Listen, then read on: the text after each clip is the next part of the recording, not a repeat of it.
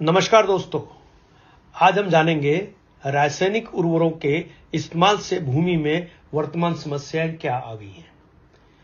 हमारा जो root zone है वो 6 इंच का होता है।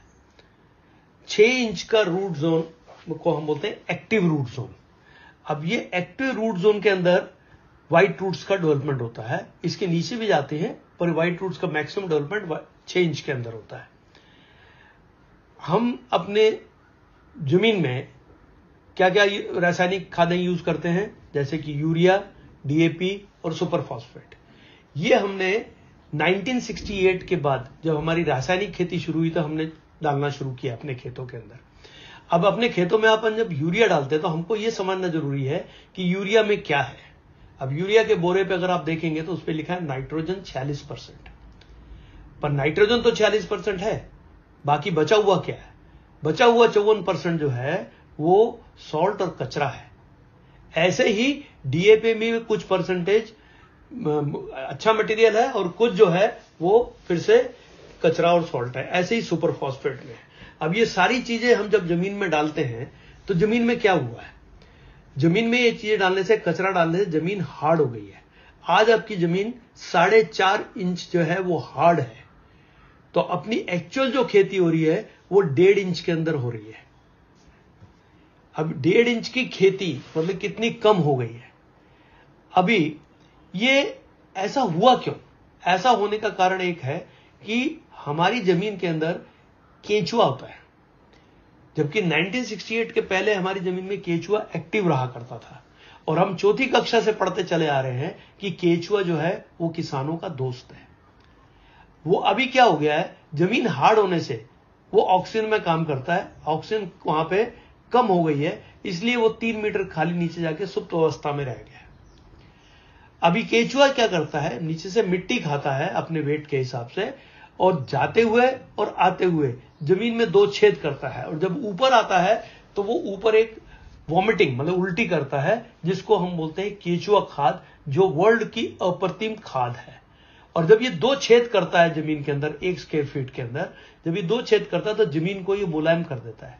जमीन मुलायम होने से क्या होगा कि जमीन के अंदर जो हार्ड पना आ गया है, जिसके कारण ऑक्सीजन कम और कार्बन डाइऑक्साइड बढ़ गई है, वो प्रक्रिया उल्टी हो जाती है। पर अभी क्या हुआ है, जब ऑक्सीजन कम हो गई और कार्बन डाइऑक्साइड बढ़ गई तो जमीन में विषाणु बढ़ गए। अब विषाणुओं के बढ़ने के कारण क्या हुआ, पेस्टिसाइड डालना पड़ा। और जब आप पेस्टिसाइड डाले तो विषाणु तो मरे, साथ साथ में उसके साथ जीवाणु भी मरने शुरू हो गए, क्योंकि जीवाणुओं का मरना मतलब कि जमीन के अंदर बंजरपना होना है। ऐसे जमीन हार्ड होने से, कार्बन डाइऑक्साइड बढ़ने से भी जीवाणु मरे और इसके कारण भी जीवाणु मरे। अभी 1 ग्राम मिट्टी में 20 करोड़ के ऊपर जीवाणु हुआ करते थे 1968 के पहले, और आज ये हालत है कि 1 ग्राम मिट्टी में 1 करोड़ के नीचे चले गए हैं, कहीं कहीं तो 1 लाख के नीचे भी चले गए। और ये जीवाणु जो हैं ये 13 मिनट में मरते हैं। मतलब एक जूनी मरती है, दूसरी जूनी पैदा होती है, और ये भी मिट्टी खाते हैं, और मरने के बाद ये भी क्या बनते हैं, खाद बन जाते हैं। तो 2 प्रक्रिया, एक तो हमारा केंचुआ जो इनएक्टिव हो गया है, और दूसरा हमारे जो जीवाणु का काउंट जमीन में कम होना, मतलब कि जमीन का बंजर होना होता है। इसलिए इसको अगर और ध्यान से देखा जाए तो हमारे जमीन का कंट्रीब्यूशन केवल 3.8% होता है किसी भी पौधे या प्लांट को बढ़ाने के लिए। आप बोलेंगे कि 3.8% होता है तो इतना ज्यादा क्यों बता रहे हैं इसके बारे में? ये ऐसे है जैसे कि हमारे शरीर में एक हार्ट है बहुत छोटा, पर अगर वो कमजोर हो जाए तो मुश्किल हो जाएगी, और अगर वो बंद हो जाए तो राम राम सत्य हो जाएगा।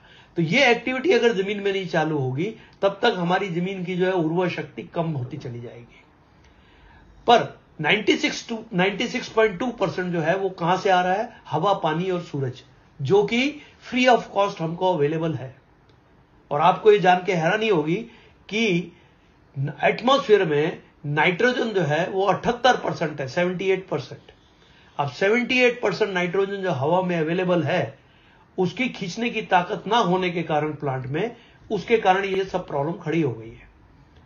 तो हमको ये 3.8% अगर दुरुस्त कर देते हैं तो क्या होगा कि हमारे ऑक्सीजन कंटेंट बढ़ेगा, जीवाणु का काउंट बढ़ेगा।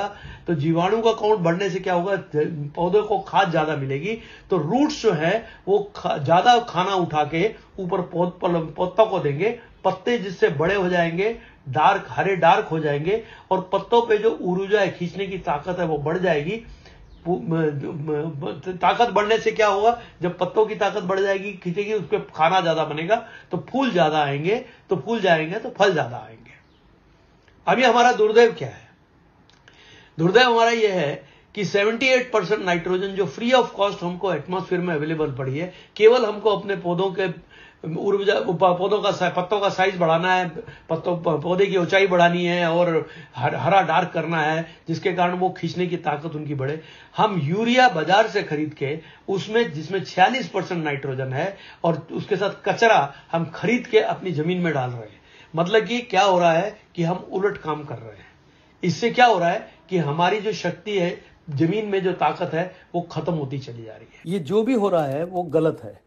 इसलिए अगर हमारे जमीन अंदर वाइट रूट्स ज़्यादा होंगे और हमारे यहाँ जीवाणु का काउंट ज़्यादा होगा तो खाद बनने की प्रक्रिया भी ज़्यादा होगी, और उससे क्या होगा कि वो खाद जो है वहाँ से जो ट्रांसपोर्ट होगी प्लांट के ऊपर, तो पत्तों का साइज भी बड़ा हो जाएगा, पत्ते डार्क ग्रीन हो जाएंगे, पेड़ के ऊंचाई बढ़ जाएगी।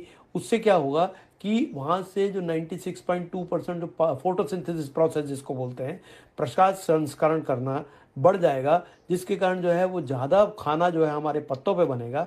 पत्तों पे ज़्यादा खाना बनने से क्या होगा कि फूल ज़्यादा आएंगे और फल ज़्यादा आएंगे। Thank you.